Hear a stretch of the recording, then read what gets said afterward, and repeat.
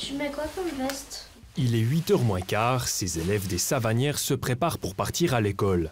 Chaque jour, Audrey Galvan et son mari doivent s'organiser pour amener puis ramener leurs enfants, en comptant une dizaine de minutes par trajet. Forcément, on perd beaucoup de temps, ça coûte de l'argent. Niveau environnemental, c'est un non-sens puisqu'on se retrouve à plusieurs voitures à se suivre pour les mêmes horaires. Enfin, voilà, c'est un tout. Une vingtaine d'enfants de l'Anvers doivent être transportés quotidiennement. Alors les familles se sont arrangées entre elles pour limiter les trajets. Audrey Galvan passe prendre chaque matin la fille d'une voisine agricultrice. Le covoiturage m'aide dans le sens que moi je peux continuer après de travailler à la ferme plutôt que de descendre à Saint-Imier puis de perdre 20 minutes, 10 minutes aller, 10 minutes retour. Une fois arrivés à Saint-Imier, reste encore à trouver où décharger les enfants sans qu'ils n'arrivent en retard. Un processus quotidien pour lequel chaque famille reçoit un défraiement annuel de plus de 1300 francs, une somme jugée insuffisante.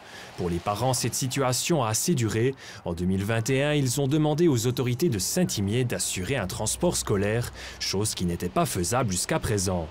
La différence de prix à l'époque, en effet, entre le défraiement qui était octroyé aux parents et la mise en place d'un transport scolaire était sûrement trop grande. C'est peut-être aussi ce qui a fait qu'on n'a pas forcément cherché à mettre en place cette situation ou cette solution-là et qu'on était resté potentiellement sur le défraiement individuel des parents. La municipalité a depuis pu réévaluer le défraiement alloué aux familles et le revoir à la hausse. Si on compare le prix de la mise en place d'un transport scolaire et le défraiement des parents, la différence était moindre. Donc en fait, les deux visions se sont retrouvées, que ce soit les obligations de la commune, les attentes des parents. C'était convergent. Donc c'est ce qui sera mis en place, c'est-à-dire un transport scolaire pour les familles habitant au Pontin et aux Savanières. Le transport des élèves va être assuré par un minibus des chemins de fer du Jura. Un crédit d'engagement de plus de 50 000 francs doit encore être validé par le conseil de ville mercredi soir. Un soulagement pour les familles. Là, ça répond complètement à nos attentes.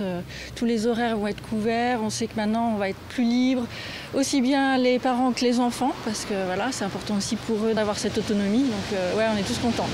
Si le crédit est accepté, un bus scolaire pourrait circuler dans l'Anvers au plus tard dès janvier 2024.